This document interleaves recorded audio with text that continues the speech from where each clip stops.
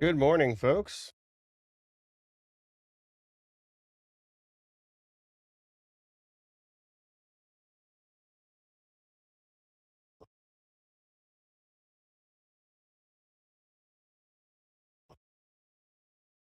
Hope everyone's having a good trading week so far.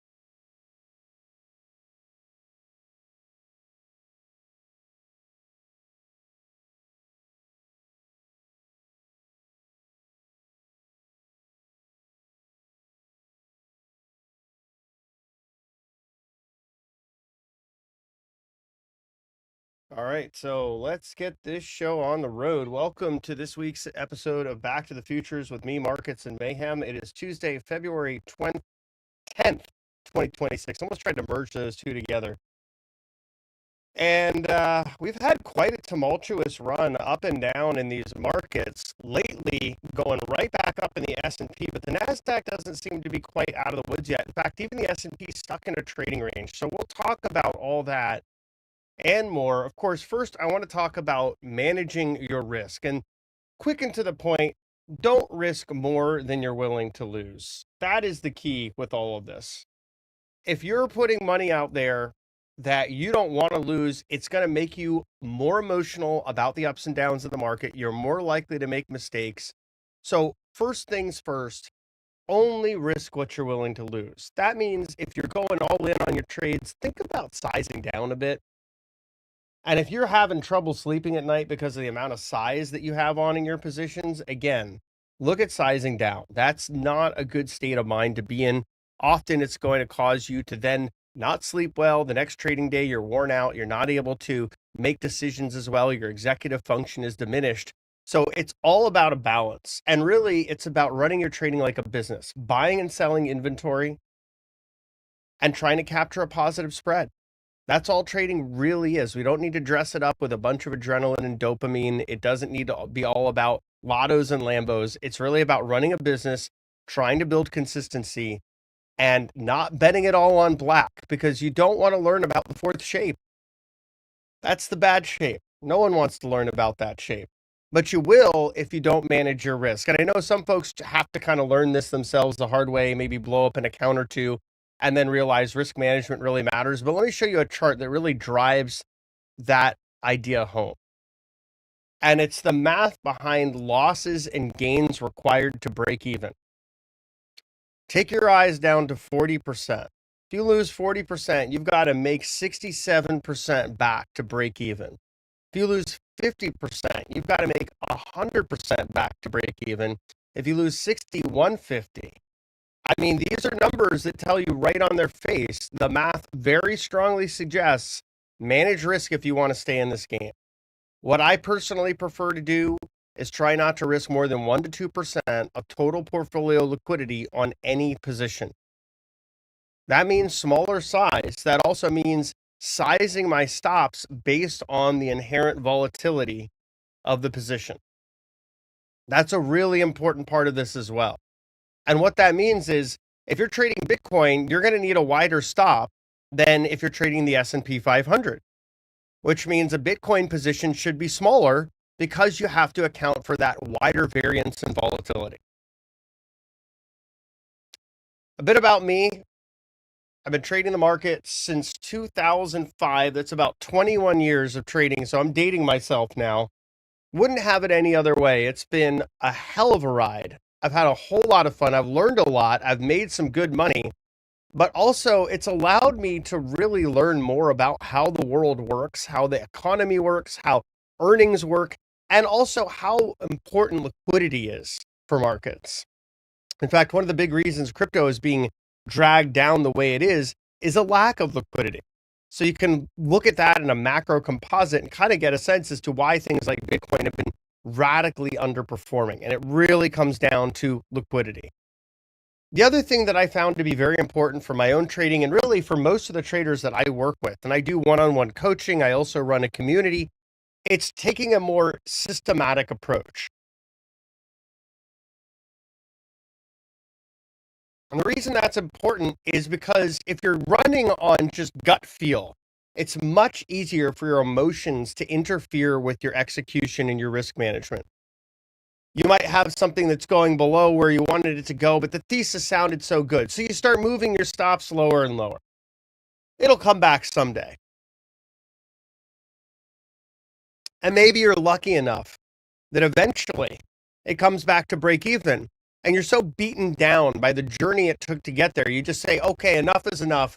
I'm willing to get out break even. That's if you're lucky. But you'll notice how the psychology of that trade changed. At first, it was can do no wrong. I've got to own it. It can only go up from here.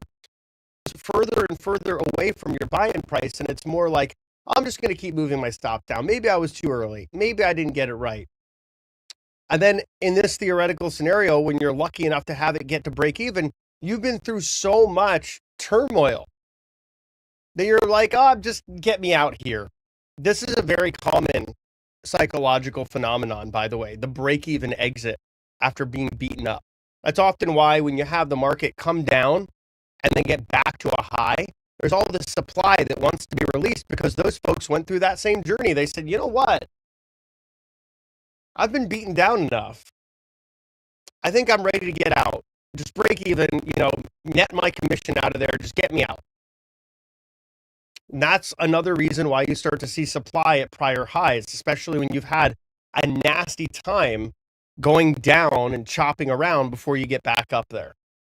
So I just want that to be something that we think about because we may see some of these scenarios coming online in the broader market. And we'll talk about that in the charts.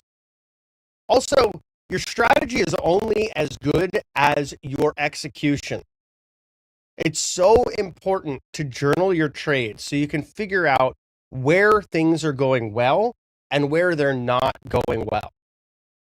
You don't want to be basically winging it when you're trading. You really do want to have a playbook. You want to have a strategy that allows you to only take trades where the reward is substantially greater than the perceived risk. And you need to execute objectively on those trades. The scenario we talked about earlier, moving the stop lower and lower, or worse yet, not having a stop. Please don't be that person that doesn't have a stop. Always have a stop. Keep that stop in place, and the only direction that it should move is either break even or into profit. It should never move further into loss. So once you've done your analysis of the position that you're going to take on, that analysis should tell you the volatility. For example, again, if you're trading something like Bitcoin or natural gas, that volatility is going to be wider. You're going to need a smaller position because you're going to need to have a larger stop out.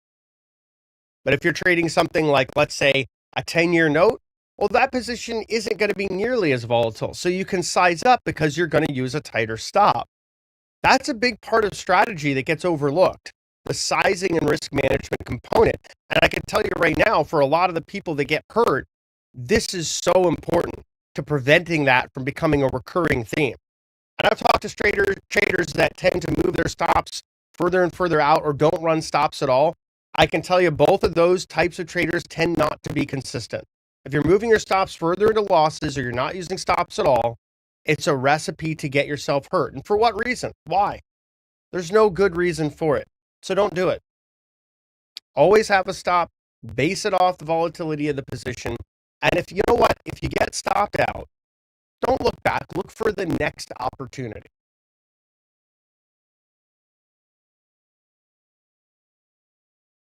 And good morning, everyone. Good morning, Surya, Lynn, KT Morgan, AB.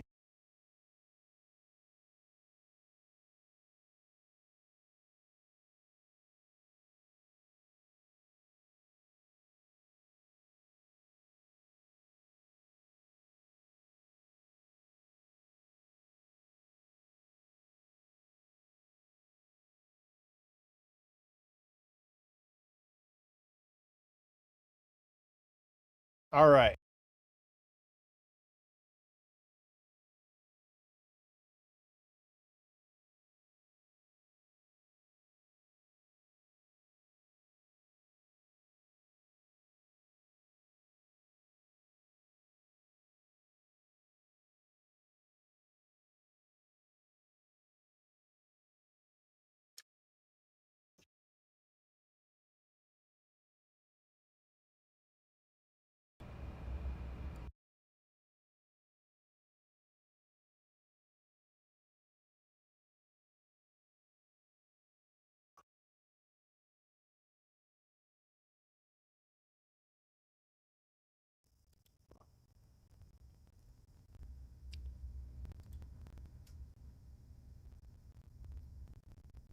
All right, so let's get to some charts here.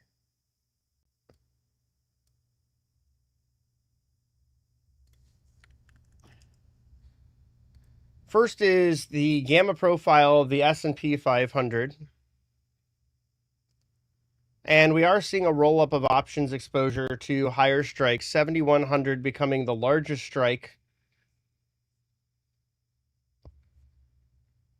Worth watching that closely as it suggests that we are seeing some increased confidence in the market making a push higher from here.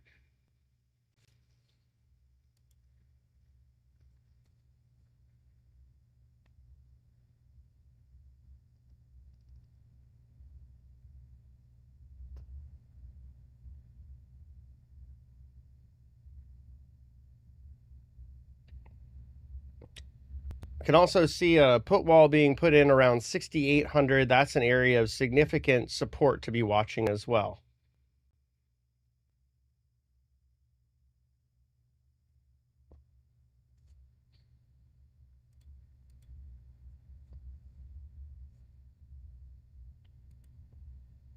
We are in positive gamma territory here.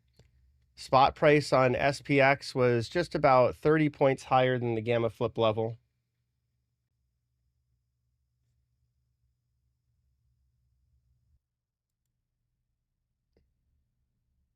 So that suggests that dealer hedging patterns could change a bit, and that would be constructive for the market. Being in positive gamma tends to provide more stability. You have a dynamic that is a volatility compression dynamic, whereas dealers are more likely to sell rips and buy dips. This is also constructive on a swing time frame, whereas in positive gamma, you're more likely to see upward continuation in the S&P 500. Speaking of the S&P 500, we have the volatility levels tracked here based on exposure across the options chain. The vol trigger being 6,900. That's a level we wouldn't want to see prices push below, as it would start to unleash more de-risking. We also have a strong area of support. We talked about the put wall at 6,800, and then of course our call wall at 7,100 above.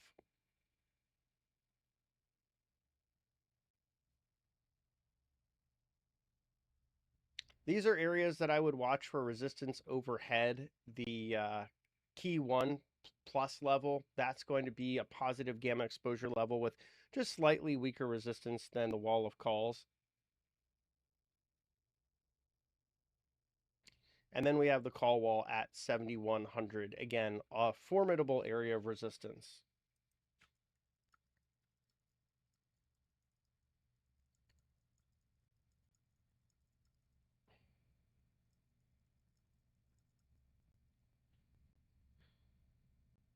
Below us, the put wall, of course, key 1 negative at 6,100. Those are two areas to watch closely. And then magnet levels, gamma 1 and gamma 2. These are levels worth watching. I don't suspect we'll be getting back to gamma 2 too soon. But gamma 1, 6,950, trading around there is likely to create some degree of magnetism. We can get kind of stuck around these levels if you think about the amount of options exposure on both sides of the options chain.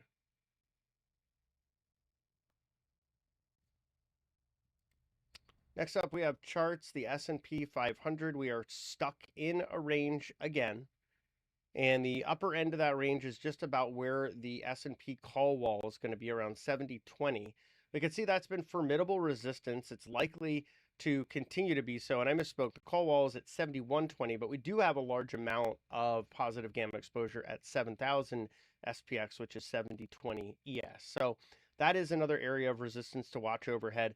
I do think we're going to break to the upside of this pattern on the S&P. And I think the latest move off the lows was a pretty powerful move that suggests we have some continuation here.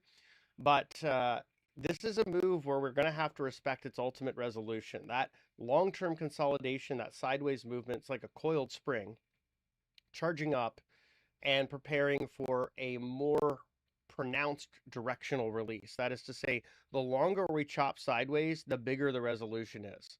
So I suspect we'll probably have a meaningful move higher from here, but we do have to respect whatever the market ultimately does. That is to say, if for some reason you have a powerful risk off catalyst, we break to the bottom of that range decisively, and it's not just sort of a head fake like we had the last time, you could have some meaningful continuation lower as well.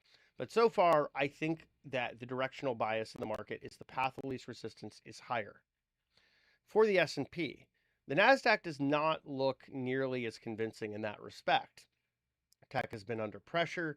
We've had a fair amount of, let's say, concern about AI capex, which is justified. Investors are becoming more concerned about where all this money is going to go and what sort of return on investment they may be able to expect, if any. The problem, of course, being that the path to an ROI is probably a lot longer than many are willing to wait. And so we have this sort of strange confluence of events. The big, beautiful bill allowed companies to essentially depreciate all of that R&D investment right away. What that means is you've got companies like Amazon that are barely paying any taxes last year. And I'm sure people would be somewhat concerned about that. But the reason is that the legislation essentially incentivizes all this pull forward of demand, spending as much as you can on whatever R&D initiatives your company has. And of course, right now, that's AI. So when that bill passed, it basically gave U.S. companies and companies that are doing their taxes or have their HQs in the U.S. the ability to buy a ton of hardware. In this case, GPUs, memory, storage, all the components that go into a data center, and realize a better tax benefit. That pulled forward a lot of that demand. But on the other side of it, what we're seeing in this earnings season is record capex, not only going back to the last quarters of last year, but also planned for this year. And so that's got the market a little nervous. On the one hand, you've got all these great tax breaks to take on this R&D in the here and now. On the other side of it, we don't yet see that strong ROI. For example, Microsoft, their AI investments have been a little bit perilous. No one really likes Copilot. They're in fact paying influencers up to $600,000 just to promote Copilot, which kind of tells you it's maybe not in the best space. And they're even having internal talks about rolling back some of the AI features that haven't been very successful with users. Dell, a PC maker, also talking about rolling back some of the AI PC stuff they had talked about earlier, in part because of a lack of interest and also rising costs because of all the enterprise AI spending. So at the end of the day, investors kind of have to make a choice here. Do they believe in the vision of management of these companies that are spending enormous amounts of money betting the farm essentially on the future of AI, largely generative AI? Or is it better to be a little bit more risk adverse with such an unproven technology in terms of making that, return on investment? I'd say Google's had a better ROI. Obviously, NVIDIA's had a very powerful ROI. They're the pick and shovel seller, top of the distribution chain. So they're doing fine because everyone's buying their hardware. And Google, has been able to monetize their AI improvements. In fact, Google invented the transformer model that all this large language model stuff is built on back in 2017. So they're uniquely positioned, but even they got hit after their record AI capex, and so did Amazon, who's making strides with the use of AI. In fact, they're laying off 16,000 people, and this time they're saying it is in part because of AI. So we'll see if over the next quarter or two that we start to see more signs of improvement. But for now, you can see the NASDAQ's in a holding pattern.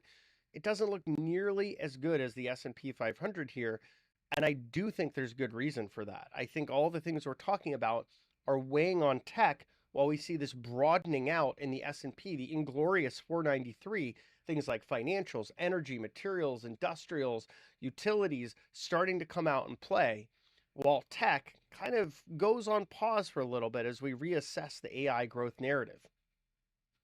Now let's shift over to precious metals here.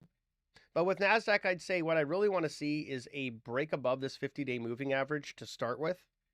And then ultimately, it really should recapture this trend line that started over the summer. If you saw recapture that trend line, which is obviously quite a ways higher from here, but that would significantly increase my confidence that the worst is behind it. The reason it's trading the way it is with, pardon me, relative weakness versus the S&P and especially the Dow is really about that uncertainty.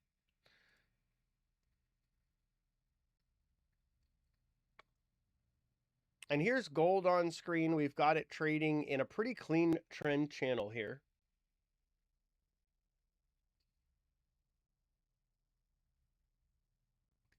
And we saw that one very large extension above the trend channel brought us right back down to the bottom, kind of looked below, but ultimately resolved within the bounds of it. We're right back to the top of the channel here. So I do think that some caution is warranted here. We really want to see how this resolves. So we're going to break back into a more aggressive uptrend, or are we going to just sort of chop the channel with a sort of stair step grind higher? My opinion would be it'd be much healthier to see the latter, given what we've seen in this chart over the last, say, 6 months. It would be healthier to have some sideways consolidation in an upward trend, that sort of channel behavior. But if we know anything about metals, they just have a mind of their own. So I will respect if we break above this channel, we're likely to have an impulse move higher. Whether it stays above the channel is a whole other matter altogether. In terms of critical support, this 50-day moving average with confluence on the bottom of the channel. That's all you really need to be watching for gold. You can see the whole rest of the market's watching those two levels as well. The bottom trend channel and the 50-day. Gold is not incredibly complicated. It really is psychology and momentum. There's not fundamentals for it, really. I know we look at things like central bank buying and investor demand and so forth, but at the end of the day, it's really pure psychology and momentum is what drives the gold trade more than anything else. So I think that looking at this chart for now, precious metals, especially gold, looks like it's ready to move higher into this week and perhaps get to the top of that channel and retest it. Silver, on the other hand, does not look nearly as good as gold. In fact, I'm a little bit concerned about silver coming into this week. I do like that we've made a break above the 50-day moving average. We know with silver, that's a similarly important level as it is to gold, but we are struggling below this trend line from November. And we know that this was an insane run higher. So it's not too surprising to see some consolidation, correction, or some might even call it a crash lower. But at the end of the day, for me to feel better about silver, it's got to be above this trend line on a closing basis. Otherwise, I think we do have some more chop. I talked about this last week. I talked about it, I think even the week prior, that silver tends to have a rough February. So the idea that gold outperforms silver in February is not far-fetched. It's actually, it comports with seasonality. Gold tends to do pretty well in February and silver tends to go down. So I think with that in mind, we may see silver sort of chop sideways for a good chunk of this month, and gold could be the one that really kind of regroups and starts to move higher and then eventually pulls silver along for the ride. That would be my base case here, because I don't see the primary catalyst for precious metals gone. If anything, they're about as strong as they've ever been. You still have a Fed, whoever the chair is going to be, more likely to cut than hike. You still have a fiscal situation that is full of aggressive spending, and you still have a world that is full of economic and geopolitical uncertainty. All those are great for gold and silver, by the way. So they have all their primary catalysts.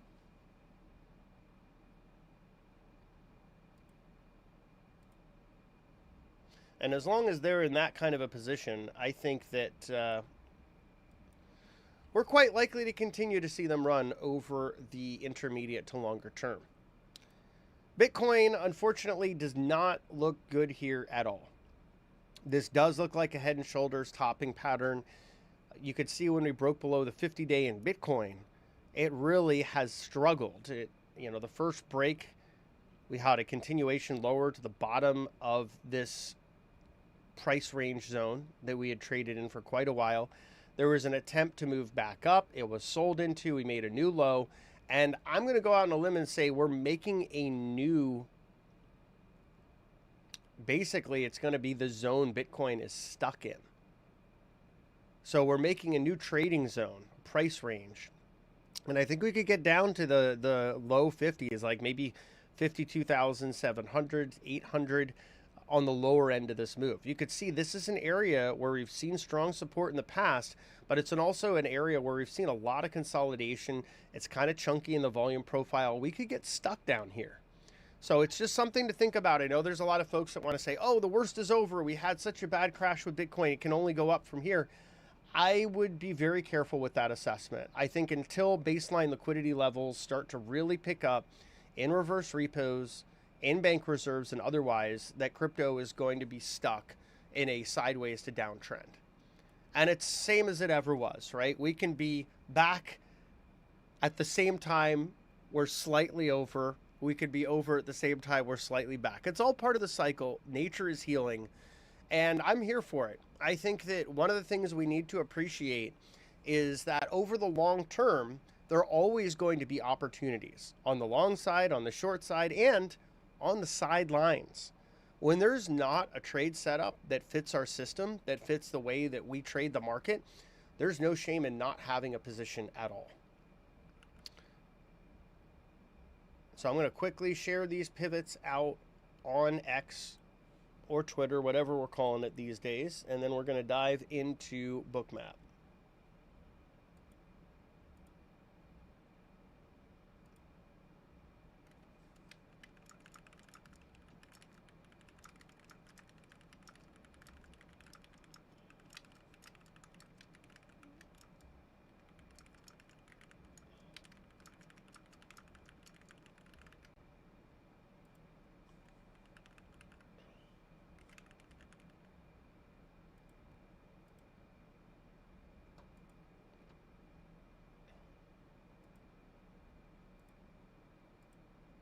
All right, that is all out there. And then real quick, if you all want to check out some solid discounts, you can get up to 20% off Traderade plans for our Discord with our premium trading tools, research, and actionable ideas using the code Mayhem20 at checkout. Just visit Traderade.com.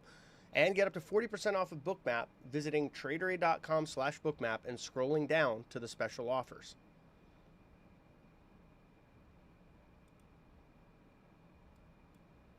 And we're going to go right into Bookmap here, talking about the market open. We have the opening bell happening right now. Got a little bit of a bid off there, going up to yesterday's second most active call strike, the warm call level.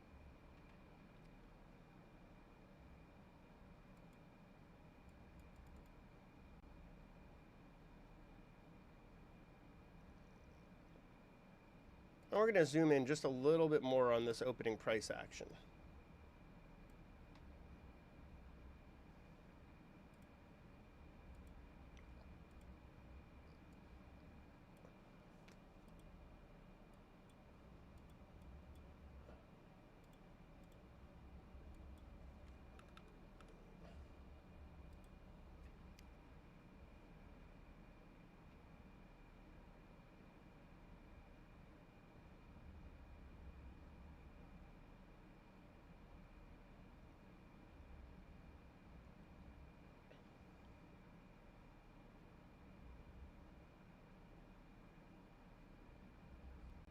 And I'm also going to quickly zoom out here just to show what it looked like pre-market. So we're getting right back to that high we saw earlier in the pre-market session. And this was an area that we had explored previously as well. So we'd been up there yesterday during the trading day, came back up there twice during the pre-market, and now once again being pulled into that area. I just wanted to zoom out to show that we've been around this 7,000 level several times, and it's acted as a supply area.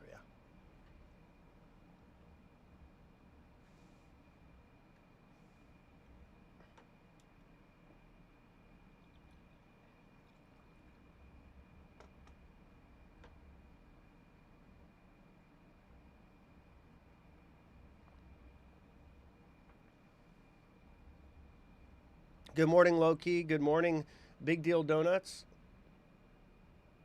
Good morning, only one godson.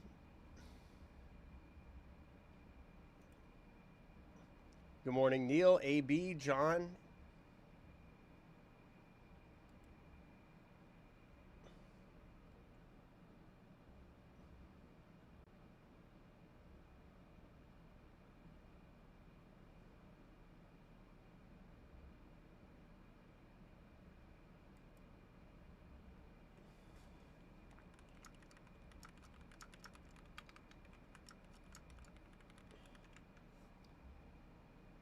And we did have some audio issues earlier. I was trying a different type of noise filtering, and I apologize for those issues.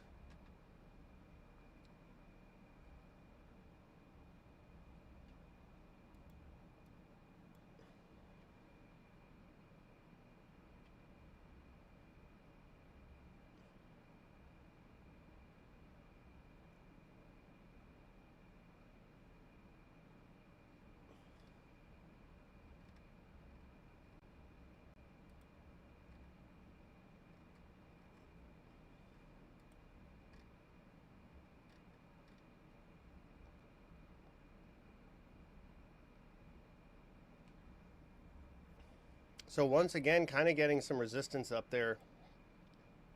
Same level we had seen earlier. So it does suggest there's a fair amount of supply between about 69.95 and 7,000 on ES. Every time we get up there, we see sellers step back in and make a little bit of a push, take some profits off.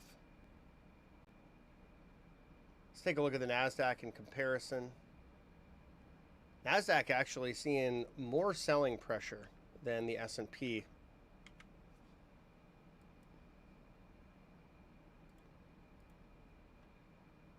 Seeing some markdowns in the semis. Micron down about 3% here.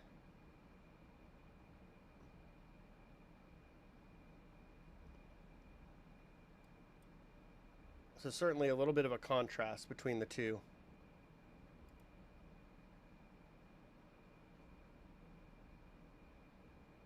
Like right out of the gate, they started selling the NASDAQ a bit harder than the S&P. Russell's bid up, as is Dow, both about 1/3%. Dow's coming off its highs. Russell's heading towards its highs. Wouldn't be too surprised to see small caps start to make gains again, because the other thing that happens when tech is being sold, such a crowded trade, that hedge funds tend to short the Russell as their short leg of that trade.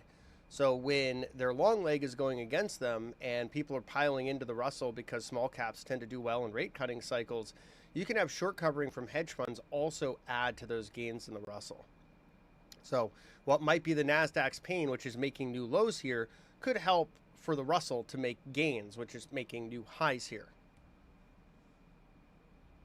Something to take into consideration, some of those dynamics behind the scenes that drive these relationships in markets. You can see the NASDAQ breaking to new lows. Let's just take a quick look at the pre-market session. NASDAQ also had a similar look. It tried to get back to these pre-market highs. Now it's seeing some more profit taking, a little bit more than what we had seen in the S&P, but now the S&P selling is starting to pick up. So we're going to switch back to the S&P 500 futures just to show we are seeing that pick up just a bit. We're going to zoom in on both of these to a 15-minute time frame. You can see now S&P crossing below the point of control key 3+ confluence area. This is an area where as we get further below it, sellers get more of an advantage. We'll zoom out just a little bit. You can see there's a pretty strong sell delta down here from earlier as well. So if we are able to make a decisive push lower, it's likely that sellers are going to become more motivated because sellers from earlier are now on the right side of that trade. They might lean a bit. You've got VWAP just down here around 69.76 as well. And we talked a little bit about the gamma flip earlier and being in positive gamma. That may not last. You may get pulled right back down to gamma 1 and the flip confluence area here.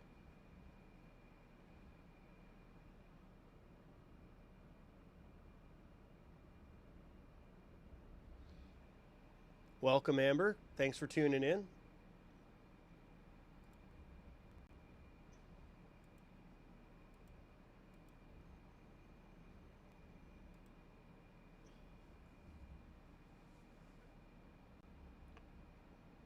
Pretty chunky little sell here. Brought us down below the BGL, which is the 21 EMA on a 5-minute period. That tends to be an important intraday momentum indicator. And we can see that we're pushing further below the point of control, 2 new session lows here. NASDAQ not to be left behind, also falling, making new session lows. Going to zoom that also to a 20-minute time frame.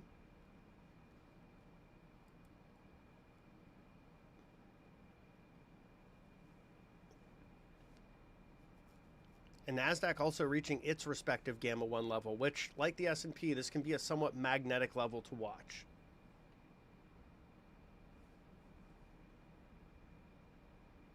I would expect some support to start coming in pretty soon here.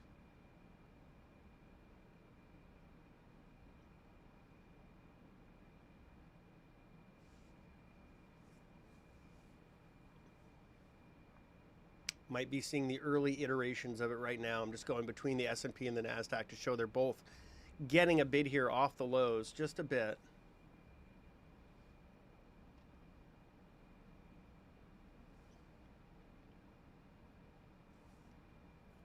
As odd as it is to say, the way that that sell started the day kind of makes me think we de-risked a bit. We could have some room higher. We'll have to see. Let's take a look at the opening range as well on the S&P. Not bad, actually. This is about a 19 handle opening range. So that does suggest we've got a pretty dynamic trading setup into today. So to break the top of that range, you'd be wanting to get over yesterday's second most active call level as well. You can see supply building overhead here. But the order book is still somewhat bid heavy, 15,000 to 13,000 stacked bids versus offers.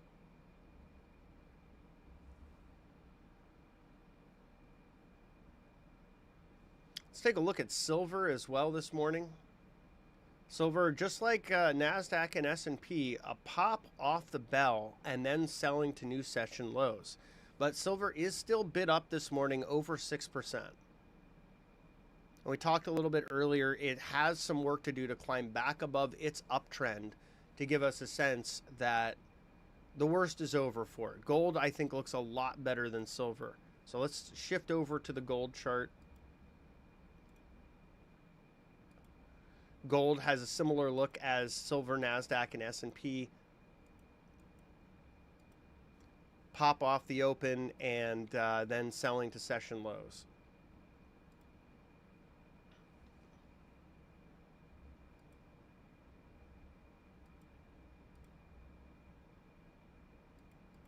I've just got to recalculate the opening range for that one.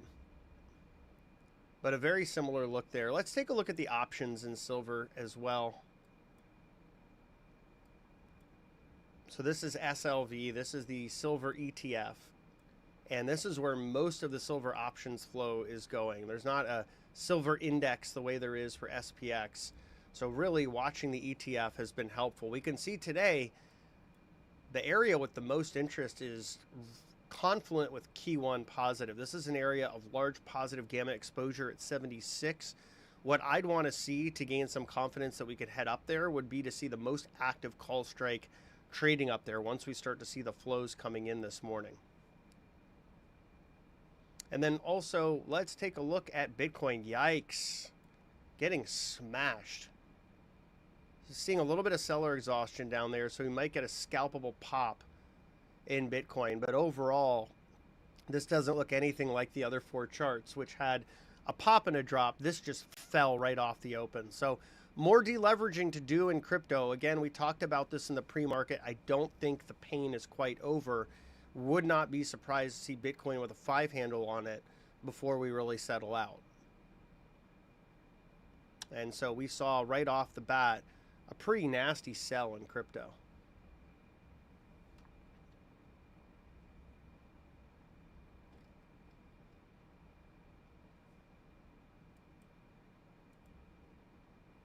And we're going to switch back to the markets. We can see S&P making new lows. Zooming out, we're getting close to the pre-market lows as well. Just around gamma 1. And again, this can be a somewhat magnetic level. You've got some confluence with the gamma flip level down here. Often there's interaction with that level. It can provide support and resistance.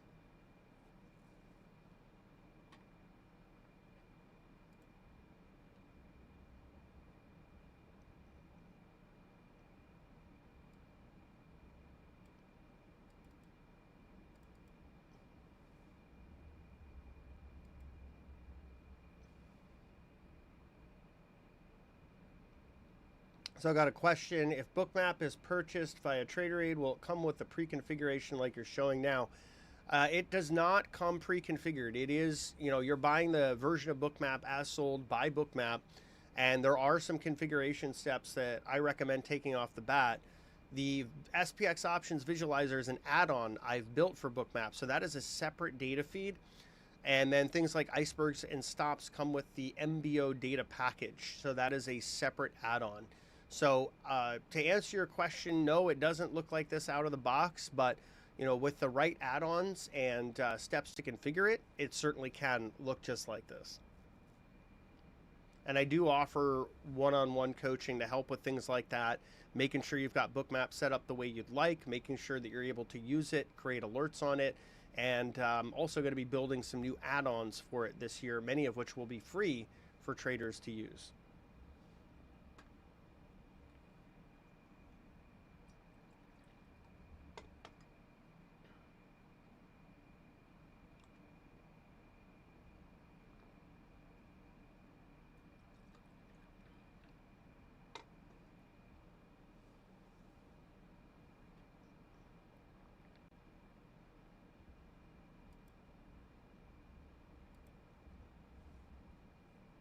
So far, this is a pretty clear stair-step pattern down, micro downtrend structure.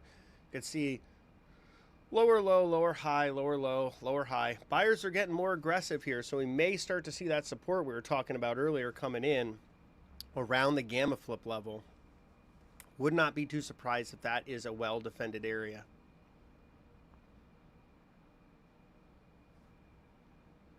You're welcome.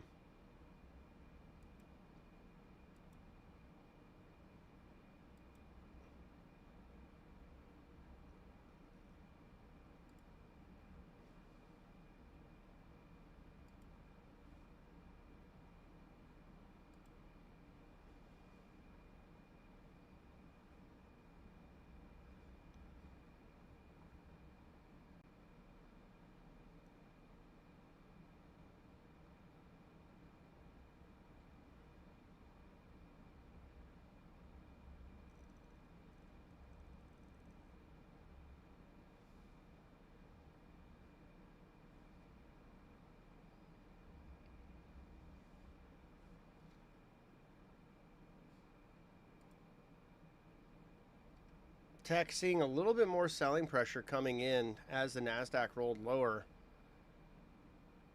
Micron down 4%, Intel down about 2.7%, Nvidia, Apple, Amazon, Google down. Google's actually starting to shed some more, down 2.67%. That's helping to pull the NASDAQ down. It did recently make session lows as well. Most of the weakness that we're seeing in the market today is tech. There's also some weakness in financial data. S&P Global down 7%, Moody's down 7.5%, MSCI down 3.6%, and the energy space largely red to flat. Across all U.S. listed equities, you've got about 52.3% advancers versus 42.1% decliners. So breadth underneath the surface also not so great.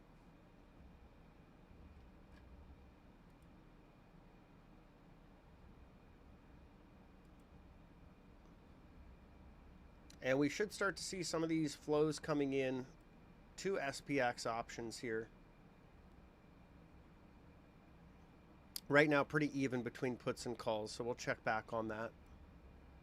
You can also see the call wall rolling lower, so that is significant. You can see confluence here up above at 70.20 as well.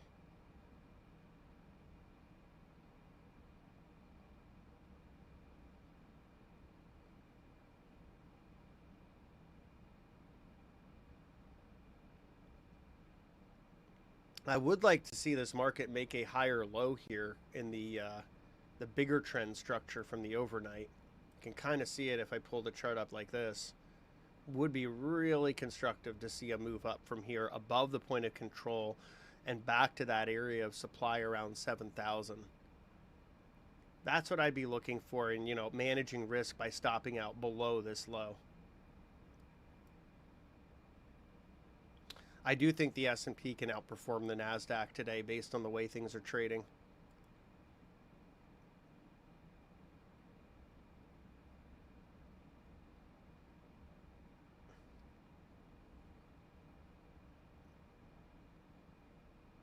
NASDAQ down 1/3%. S&P about break even. Dow bid 0.5%. Not quite getting the setup I was hoping for in S&P yet, though. And if we make a new low, that throws that one out. Now, I'm not going to simply put on a trade for the sake of trading. I do want to see a good risk to reward setup before I really want to get into something. So I'm not going to simply trade for the performative active trading. I'd rather trade for, you know, essentially keeping the consistency of favoring good risk to reward setups and taking them as they present themselves. So far, we almost had a decent one, but now it's starting to look like we're going to get another leg lower here, maybe back to this gamma flip level that was resistance and that has now become support during this overnight session.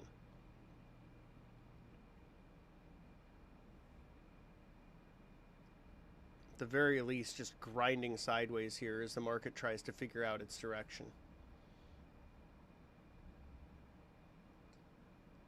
Let's take a look at Bitcoin. It was really getting slammed earlier. We talked about this exhaustion print. Got a bit of a bid off of it. So if one was bidding that exhaustion, you know, about $500 or so. But this still looks like a really, really heavy chart. And absolutely just got slammed. S&P actually starting to play that setup we talked about. Just had to make sure that I wasn't interested in it. And then it started running. But it did start to look a little heavier on that second retest. So that's what had me looking at it like, I'm not so sure. Nevertheless, we're testing the point of control here. Let's see if we can get back up to the session high. You can also see call flow really picking up here.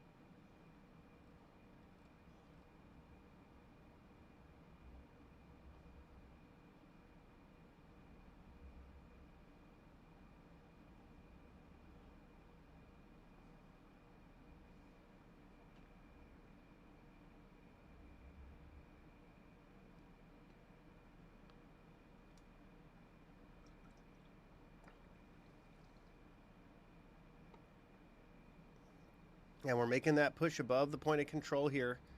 Starting to look more likely that we get back to the top of this range we talked about and then potentially pulled up to the hot call wall confluence area. So interested in longs again after this push and getting above the point of control. Once again, looking like we could get back up to about 70.20 on ES.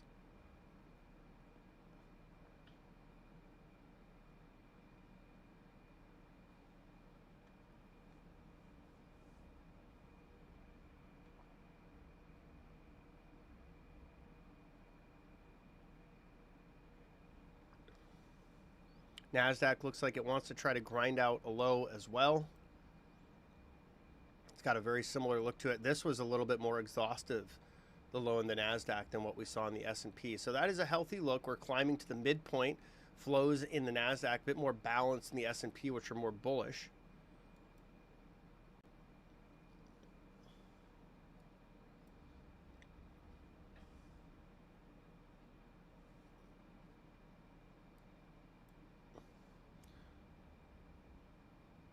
And we're starting to see some more buyer aggression continuation in the S&P above that point of control. So that is looking pretty healthy.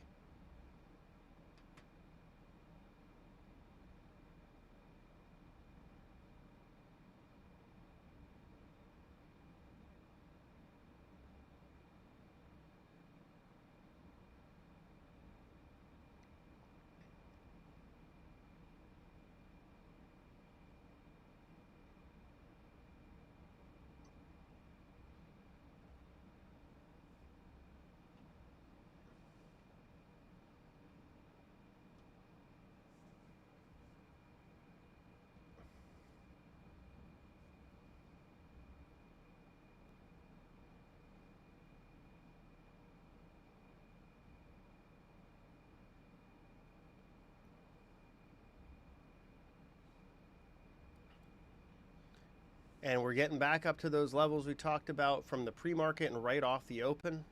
So we'll just zoom out. We can see up there. And we've been around here before, this time coming in with a bit more conviction.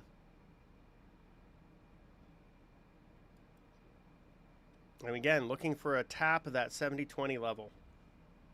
I think this time buyers are going to take it. There's a lot of buying aggression coming in this move. I just wanted to zoom out to show where we were and that we're now challenging that supply zone. And we're going to zoom back in here.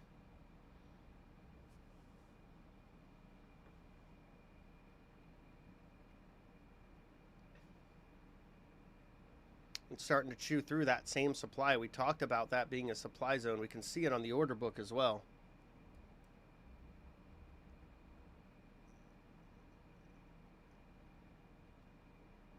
And we're shifting up the look of this trend structure. Zooming out, you're starting to see a trend that looks like higher lows and higher highs, which is also healthy, putting the bulls in favor.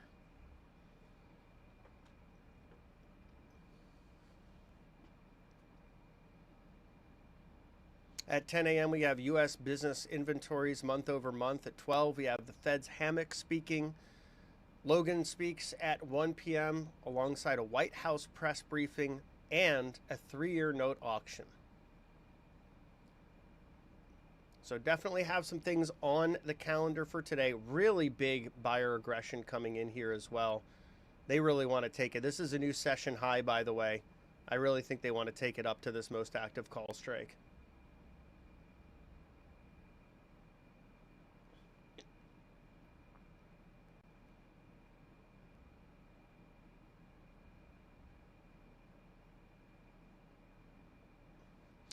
Order book is also more bid heavy, 16,000 to 12,000 stacked bids versus offers.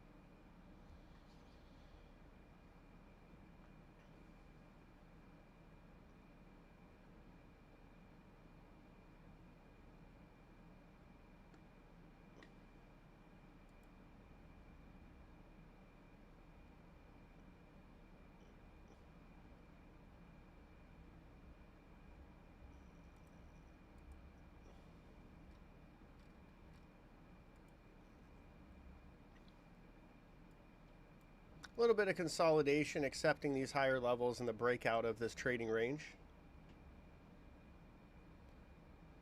still have a fair amount of supply building overhead, which is good overall. I mean, it tells us you've got interest in higher prices, and that interest continues to grow. So I like what I'm seeing in the order book.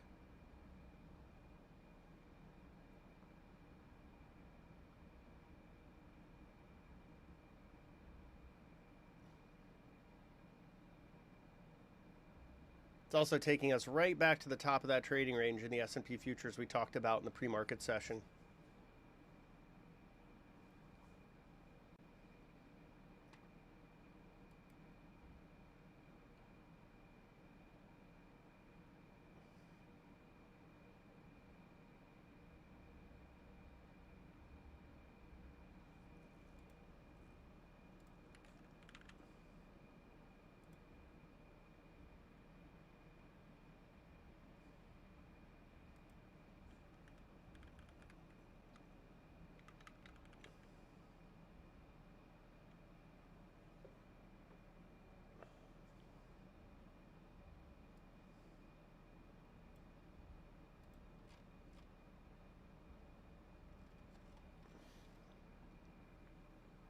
Seeing some passive sellers coming in here. Nothing too big, but 219 sell side iceberg just there as we're grinding through some of these supply areas.